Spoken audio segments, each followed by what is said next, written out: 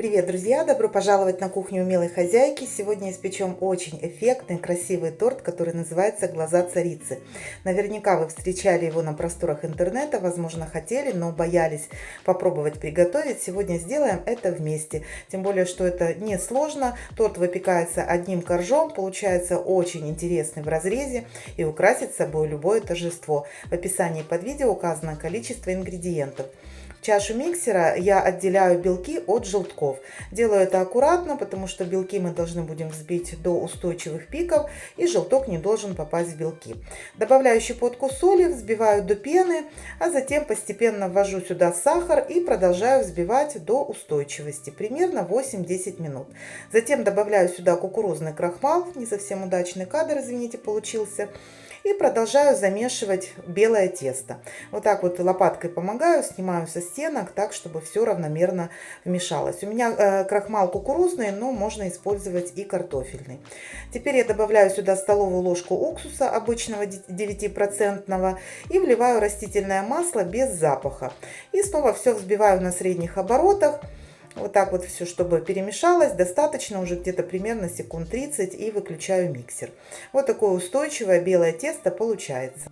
Готовлю темное тесто. В миску выкладываю оставшиеся 6 желтков, добавляю 2 целых яйца и сахар. И буду взбивать до пышной светлой массы. Она должна увеличиться в объеме и немножко побелеть. Далее я муку смешиваю с разрыхлителем. Сюда же добавляю какао и просеиваю в миску.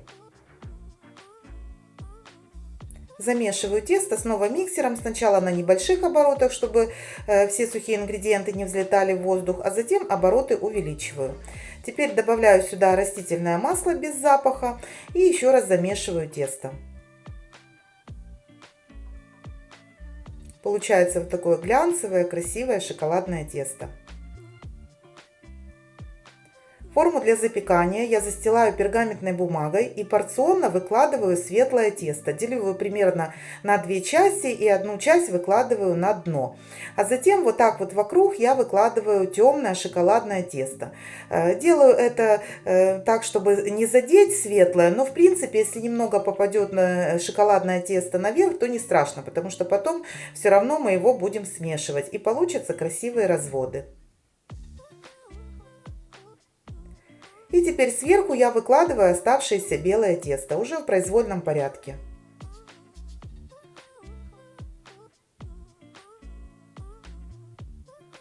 И теперь при помощи вилки перемешиваю тесто.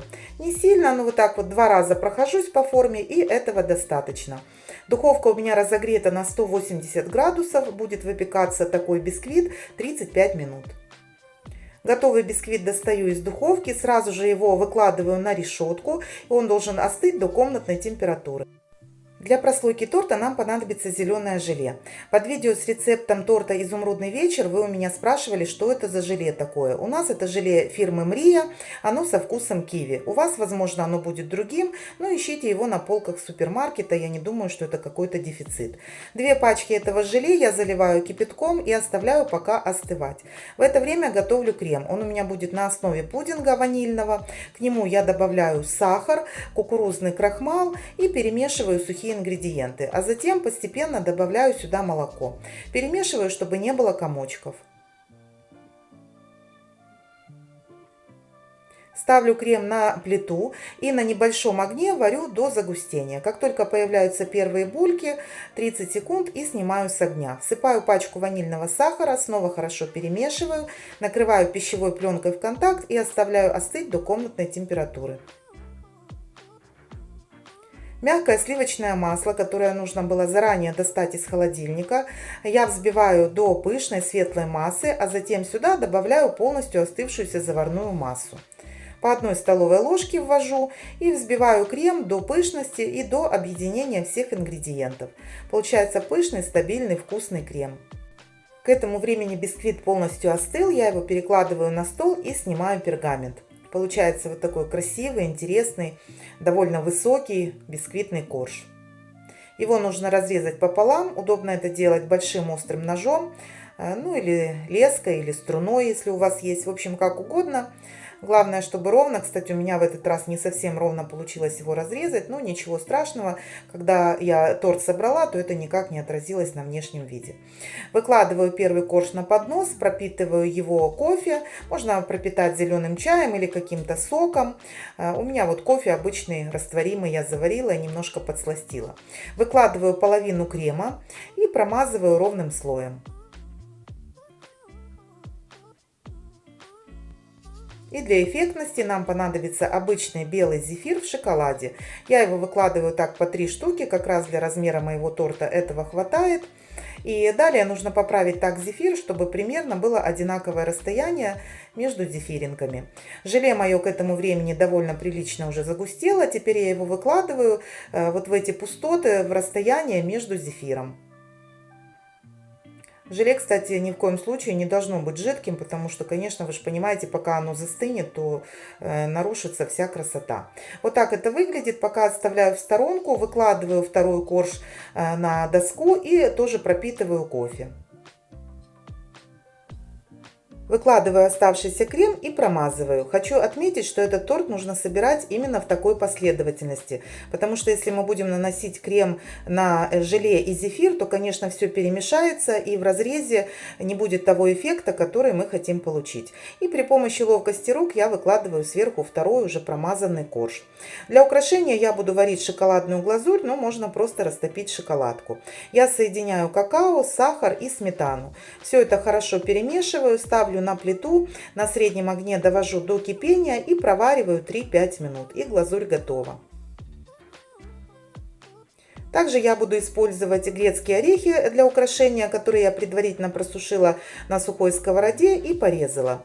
И далее при помощи кондитерского мешка я густо наношу глазурь сверху на торт и украшаю орехами. Ставлю торт в холодильник на несколько часов или на ночь. И на следующий день уже можно разрезать. Очень мягкий бисквит, он такой прям как пушинка. Очень хорошо режется. Также хочу еще отметить, что нужно разрезать торт примерно на середине зефира. И тогда мы получим вот такой вот эффектный красивый разрез.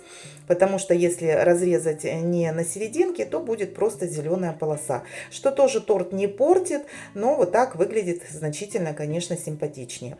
А вот так вот выглядит, если разрезать просто не посерединке зефира. Ну, в принципе, тоже очень красиво, как мне кажется. Хотя напишите в комментариях, как нравится вам. Торт очень мягкий, он довольно интересный. Я уверена, что найдутся почитатели такого торта, потому что сколько людей, столько мнений, столько вкусов. В общем, этот торт довольно необычный, но, как вы успели заметить, наверное, что очень легкий в приготовлении. Хотя кажется, что он довольно многослойный. Жду ваших отзывов в комментариях. Всем желаю мира и добра. Всем пока!